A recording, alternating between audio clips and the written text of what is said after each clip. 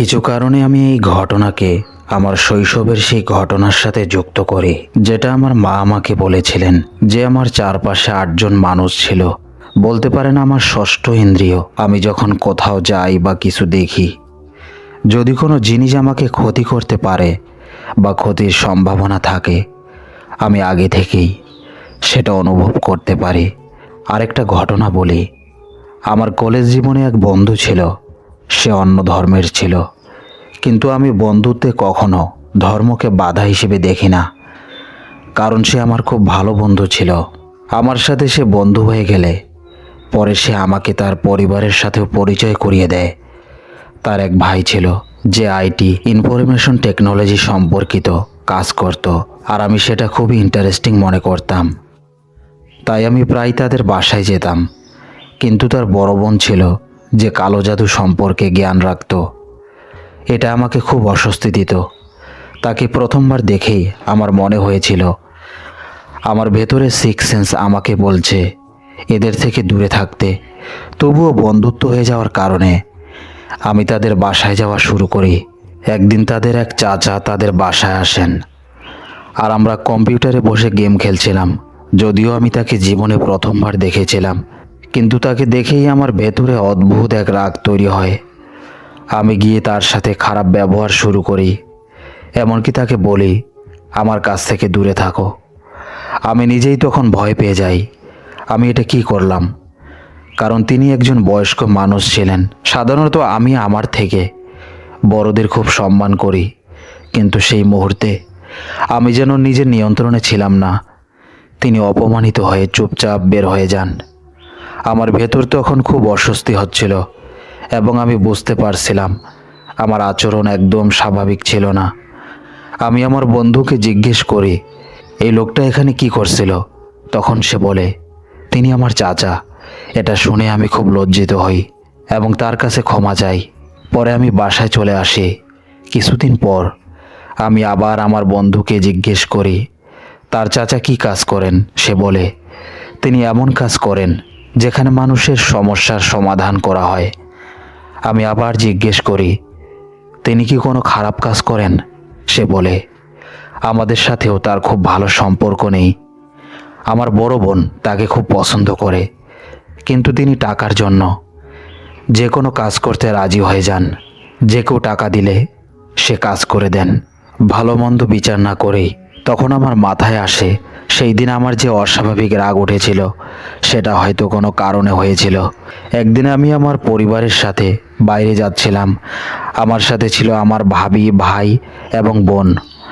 আমাদের গাড়ির স্পিড ছিল প্রায় 65 থেকে 70 কিলোমিটার প্রতি ঘন্টা। ঠিক সেই সময় সেও একই গতিতে তার মোটর বাইকে যাচ্ছিল। হঠাৎ করে আমার মাথায় কি যেন ক্লিক করে ওঠে। আমি হালকা ব্রেক চাপি এবং মজা করে বলি এটা পড়ে যাবে। আর সত্যি পরের মুহূর্তে সে খুব খারাপভাবে তার বাইক নিয়ে পড়ে যায়। সে পা পিছলে পড়ে গেল। আমার চোখের সামনেই সে নিচে পড়ে যায়। এটা ছিল আমার জন্য দ্বিতীয় ঘটনা, যেটা আমাকে পুরোপুরি অবাক করে দেয়। আমি কিভাবে আগেই বুঝে গেলাম যে সে পড়ে যাবে। আমি কথা বলার আগেই গাড়িটা একটু ধীর করেছিলাম, যেন আমি তার থেকে একটু পেছনে থাকি এবং আমার গাড়ির কারণে তার কোনো ক্ষতি না হয়। আর সবচেয়ে আশ্চর্যের বিষয় হলো সে কিন্তু খারাপভাবে বাইক চালাচ্ছিল না, একদম স্বাভাবিক স্মুথভাবেই যাচ্ছিল। এর পরের ঘটনা হলো আমার তখন বিয়ে হয়ে গেছে, আর বিয়েটা আমার গ্রামের মধ্যেই হয়েছিল। আমি তখন আমার শ্বশুর বাড়িতে ছিলাম। সেখানে রান্নাঘর ছিল, আর রান্নাঘরের পাশে ছোট একটা টেরেস ছিল যেখানে তারা সবজি ইত্যাদি লাগিয়েছিল। রান্নাঘরটা ছিল দ্বিতীয় তলায়। আমি রান্নাঘর থেকে বের হয়ে বাইরে উঠানে চলে আসি। সেখানে দাঁড়িয়ে আমি একটা জায়গার দিকে তাকাই, যেটা দেখেই আমার ভেতরে খুব নেগেটিভ অনুভূতি হতে থাকে। আবার মাথায় তখন একটা ইমেজ তৈরি হচ্ছিল।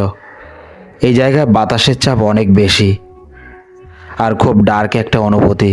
জায়গাটা এমন ছিল যে আমাদের সামনে একটা স্কুল ছিল, আর ওই জায়গাটা ছিল তার পেছনের দিকে। আমি কিছু বলিনি, শুধু কিছুক্ষণ তাকিয়ে দেখলাম, তারপর আবার ভেতরে চলে এলাম। গ্রাম থেকে ফিরে আসার পর আমি আমার স্ত্রীকে জিজ্ঞেস করি রান্নাঘরের সামনে যে স্কুলটা আছে তার সামনে আর কি আছে। আমি সাধারণত বাইরে খুব বেশি ঘুরি না, কারণ আমার এই মানসিক অনুভূতির কারণে আমি অনেক সময় একা থাকতে পছন্দ করি এবং সহজে কারোর সাথে মিশতে পারি না। আমি আমার স্ত্রীকে আগে থেকেই কিছুটা বলেছিলাম যে আমার মাঝে এমন একটা বিষয় আছে, আমি আগে থেকেই বুঝতে পারি কোনো জায়গা থেকে কিছু খারাপ হতে পারে বা কোনো বিপদের অনুভূতি পাই। তাই আমি বাইরে গিয়ে সাধারণত হ্যাঁ বা না দিয়ে বিষয়গুলো এড়িয়ে যাই। আমি তাকে বলেছিলাম ওই জায়গাটার দিকে তাকালে ব্ল্যাক শ্যাডো আর এক ধরনের গভীর অন্ধকার অনুভব করি। তখন সে আমাকে জানায় ওখানে একটা কবরস্থান আছে। আমি তাকে বললাম, কবরস্থান থেকে? আমার কখনো এমন অনুভূতি হয়নি, কারণ আমার বাড়িও কবরস্থানের কাছেই। তারপর আমি আবার জিজ্ঞেস করি, এই কবরস্থানটা কারা ব্যবহার করে, এখানে কারা আছে? তখন তারা আমাকে বিস্তারিতভাবে জানায় যে এটা একটা পুরো বংশের ঘটনা ছিল। এই গ্রামে জমি জমা নিয়ে দুই ভাইয়ের মধ্যে বিরোধ হয়েছিল। গ্রামের মতো জায়গায় এসব ঝগড়া অনেক সময় খুব ভয়ঙ্কর পর্যায়ে চলে যায়, এমনকি খুন পর্যন্ত হয়ে যায়। তারা আমাকে বলে দুই ভাইয়ের মধ্যে জমি নিয়ে ঝগড়ার সময় এক ভাইয়ের ভুলে অন্য ভাইয়ের ছেলে মারা যায়। এরপর প্রতিশোধ হিসেবে যে ভাইয়ের ছেলে মারা গিয়েছিল সেই ভাই পুরো পরিবারের সবাইকে শেষ করে দেয়। আরও ভয়ঙ্কর ব্যাপার হলো, তারা আমাকে জানায় এক রাতে যখন পুরো পরিবার ঘুমিয়েছিল তখন সে কিছু লোকজন নিয়ে তাদের বাড়িতে যায় এবং তাদের সাথে খুবই ভয়াবহ আচরণ করে। এরপর ওই পুরো পরিবারকে সেই জায়গাতেই দাফন করা হয়, এমনকি তাদের বাড়ির উঠানেই তাদের কবর দেওয়া হয়। তখন আমার কাছে বিষয়টা পরিষ্কার হয়ে যায়। এজন্যই আমি ওই জায়গার দিকে তাকালে এমন অদ্ভুত অনুভূতি পাই, কারণ আমি যখনই শ্বশুর বাড়িতে যেতাম অবচেতনভাবেই সেই জায়গার দিকে আমার মন চলে যেত। এখন আমি বুঝতে পারি যখনই কোনো কিছু আমাকে ক্ষতি করতে পারে বা কোনো বিপদের ইঙ্গিত থাকে তখন আমার মধ্যে অদ্ভুত এক অনুভূতি কাজ করে। এখন আমি আপনাদের আরেকটা দিক বলছি। আমার মা আমাকে বলেছিলেন আমি ছোটবেলায় একদম সুস্থ ছিলাম, কিন্তু হঠাৎ করে আমি খুব অসুস্থ হয়ে পড়ি। প্রায় 5 বছর ধরে আমি মাঝে মধ্যে হাসপাতালে ভর্তি থাকতাম। আমার হার্টবিট মাঝে মাঝে স্কিপ করতো, কিন্তু 2 মিনিট পর পর একটা গ্যাপ আসতো। এই সমস্যা আমার কলেজ জীবন পর্যন্ত ছিল। এর কারণে আমি খুব দ্রুত ক্লান্ত হয়ে যেতাম, শ্বাস নিতে কষ্ট হতো এবং আমি খেলাধুলায়ও অংশ নিতে পারিনি। এমনকি আমি একাধিকবার মৃত্যুর কাছাকাছি গিয়ে আবার ফিরে এসেছি। কলেজে থাকাকালীন সময়ও আমার খিঁচুনি হতো। ইউনিভার্সিটিতেও প্রথম কয়েক সেমিস্টার এই সমস্যা ছিল। এই জন্য অনেকেই আমাকে সাইকো বলতো এবং আমাকে সামাজিকভাবে অনেক অপমান সহ্য করতে হয়েছে। কিন্তু আলহামদুলিল্লাহ আমি মানসিকভাবে শক্ত ছিলাম। তবে এর একটি বড় সমস্যা ছিল, আমি কখনো সহজে বন্ধু তৈরি করতে পারিনি। যখন আমার খিঁচুনি হতো তখন আমার এমন অনুভূতি হতো যেন আমার মস্তিষ্কের শিরাগুলো ফেটে যাবে, আর যদি শরীরের কোনো অংশ মাটিতে লাগে আমি ছটফট করতাম, বিছানায় লাফাতাম এবং এমন তীব্র ব্যথা অনুভব করতাম যে নিজেকে সামলাতে পারতাম না। এটা প্রায় 1 বছর পর্যন্ত আমার সাথে চলতে থাকে। এরপর ধীরে ধীরে আমার মধ্যে এই ধরনের অনুভূতি আর বেশি সক্রিয় হয়ে যায়। আমি তখন থেকে বুঝতে শুরু করি যে আমার সাথে যখনই কোনো খারাপ কিছু ঘটতে যাচ্ছে আমি আগে থেকেই একটা অনুভূতি পেয়ে যাই। যখন আমার খিঁচুনি হতো তখন আমার মনে হতো যেন কোনো জিনিস আমার মাথার ভেতরে আঙ্গুল ঢুকিয়ে দিয়েছে এবং সেটা আমার মস্তিষ্ককে চেপে ধরছে। এজন্যই আমার এত তীব্র ব্যথা হতো। আমি অনেক ডাক্তার দেখিয়েছি, এমনকি বিভিন্ন বিশেষজ্ঞ ডাক্তার দেখিয়েছি। আমার পুরো পরিবারের লোকজন আমাকে নিয়ে গেছে। আমার ব্রেইনের সব ধরনের স্ক্যান করা হয়েছে, কিন্তু আশ্চর্যের বিষয় হলো সব রিপোর্টই নর্মাল আসতো, কোনো সমস্যা ধরা পড়তো না। শুধু একটা বিষয় থাকতো যেটা ডাক্তাররাও বুঝতে পারতেন না। আমার এই সমস্যা প্রায় প্রতিদিন রাত 10টা থেকে 10টা 15 মিনিটের মধ্যে শুরু হতো। প্রথমে হালকা মাথা ব্যথা শুরু হতো, তারপর হঠাৎ করে আমি দাঁড়িয়ে থাকতেই পড়ে যেতাম এবং এরপর খিঁচুনি শুরু হয়ে যেত। আমি এত জোরে চিৎকার করতাম যে আমার গলা পর্যন্ত ব্যথা হয়ে যেত। যতদিন এই সমস্যা ছিল আমার গলা সব সময় খারাপ থাকতো। ডাক্তাররা সব স্ক্যান দেখে বলতেন সব ঠিক আছে, কিছুই সমস্যা নেই। এমনকি তারা আমাকে বলতেন আমি হয়তো নাটক করছি বা ইচ্ছা করে এসব করছি। আমার কোনো বাস্তব সমস্যা নেই। এটা শুনে আমার খুব খারাপ লাগতো। আজও আমার কিছু পরিবারের সদস্য বলে, এখন তো তুমি ভালো হয়ে গেছো, তাহলে বলো তো এটা কোন মেয়ের কারণে ছিল? আমি তখন মজা করে বলি, আমার যে অবস্থায় ছিলাম তাতে তো মেয়েরা দূরের কথা, ছেলেরাও কাছ থেকে দূরে থাকতো। ধীরে ধীরে এসব সমস্যা নিজে থেকেই কমে যেতে শুরু করে। আমার ধারণা শৈশবে আমার সাথে যে ঘটনা হয়েছিল এবং আমার মা যাদের দেখিয়েছিলেন, এগুলোর সাথে এই সব কিছুর একটা সম্পর্ক আছে। অনেক সময় এসব জিনিস আমি এখনও অনুভব করতে পারি। যেমন একবার রাতে আমি এমনিতেই বাইরে বের হয়েছিলাম, কারণ আমার মিডনাইট ড্রাইভিং খুব পছন্দ। প্রায় আমি রাত 3টার দিকে বাসা থেকে বের হই। আমাদের বাড়ি এমন জায়গায় যেখানে রাস্তা পার হতে হয় এবং রাস্তার দুই পাশে কবরস্থান আছে। দিনের বেলা সেখানে কখনো কিছু অনুভব হয়নি, কিন্তু রাতের বেলা যখনই আমি সেখানে যাই, একটা নির্দিষ্ট কবরের কাছে গিয়ে আমার খুব বেশি অন্ধকার অনুভূতি হয়। এই কারণেই আমি এই ঘটনা বলছি। আর গতকাল রাত 3টার দিকে আমি আমার স্ত্রীর সাথে ড্রাইভিংয়ে বের হয়েছিলাম। তখন আমি সেই কবরস্থানের রাস্তা ক্রস করেছিলাম। আমি যা দেখছিলাম সেটা আমার চোখের সামনে পরিষ্কার ছিল, কিন্তু আমার স্ত্রী সেটা দেখতে পাচ্ছিল না। তবে সেখানে অনেক স্ট্রিট লাইট ছিল, যেগুলোর আলোতে জায়গাটা বেশ পরিষ্কারই থাকে। সেখানে এতটা অন্ধকার হওয়ার কথা না, কিন্তু আমি আমার থেকে প্রায় 10 মিটার সামনে এমন একবারে কালো অন্ধকার দেখতে পেলাম, যেটা কোনো মানুষ বা ফিগার না, বরং মনে হচ্ছিল যেন সামনে একটা সম্পূর্ণ কালো দেয়াল দাঁড়িয়ে আছে। এমনভাবে লাগছিল যেন আমি রাস্তা আর দেখতে পাচ্ছি না। আমি আমার স্ত্রীকে জিজ্ঞেস করলাম, সামনে রাস্তা ঠিক আছে তো? সে বলল, জি সব ঠিক আছে, কোনো সমস্যা নেই। কিন্তু আমার তখন এমন অনুভূতি হচ্ছিল যেন আমি কোনো ধোঁয়া নিজের ভেতরে টেনে নিয়েছি। সবচেয়ে আশ্চর্যের বিষয় হলো, আমার স্ত্রী এসব কিছুই দেখতে পারছিল না।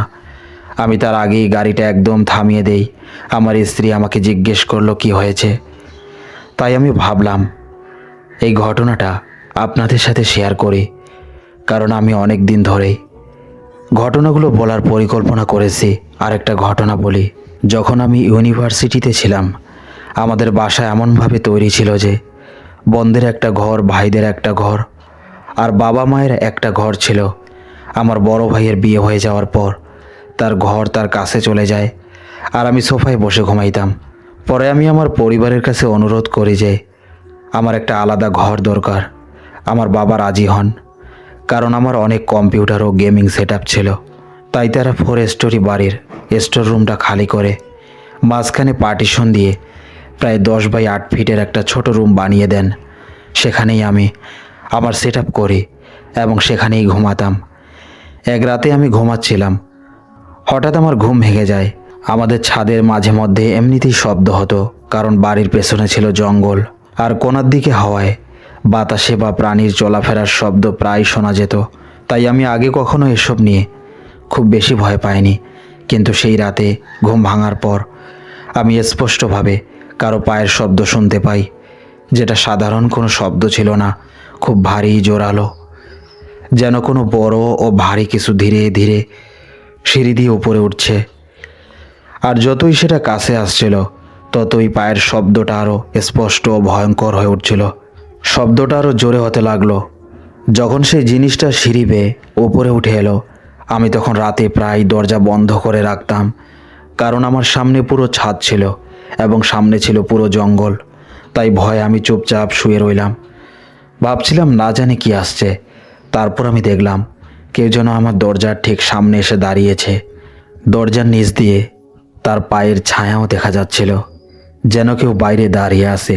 হঠাৎ করে সে দরজায় খুব জোরে জোরে ঘুষি মারা শুরু করলো এবং এরপর এমন ভয়ঙ্কর চিৎকার দিল যে আমি কম্বলের ভেতরে ঢুকে যাই, কানও চেপে ধরি। ঠিক সেই মুহূর্তে আমি যে পায়ের ছায়ার দরজায় নিচ দিয়ে দেখছিলাম, সেটা হঠাৎ করেই অদৃশ্য হয়ে যায়।